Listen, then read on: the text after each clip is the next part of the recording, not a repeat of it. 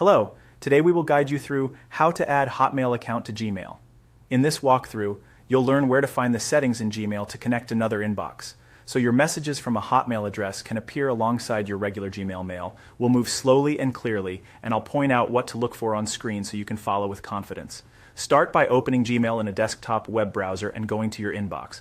Once your inbox is visible, look toward the top right corner of the page for the gear icon. That's the settings button. Click it to open the quick settings panel. In that panel, you'll see a link that says See All Settings. Select that to open the full settings dashboard. In the full settings view, choose the Accounts and Import tab near the top. This section is where Gmail handles mail from other services and controls how you send messages using different addresses. Take a moment to let the page load fully so all options appear. Sometimes it can take a second, especially on slower connections. Now scroll to the area labeled Check Mail from Other Accounts.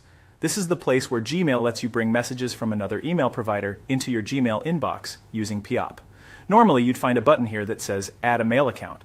That button opens a small window where Gmail guides you through connecting your Hotmail address. During that flow, Gmail typically fills in the server details for you, and you confirm the account and choose how the imported messages are handled, like whether to label them or leave a copy on the original server. If you don't see the Add a Mail Account button, don't worry. This can happen for a few reasons, including interface updates, account type limitations, or administrator settings on managed work or school accounts. It can also be hidden if the page hasn't finished loading or you're viewing Gmail in a limited mode.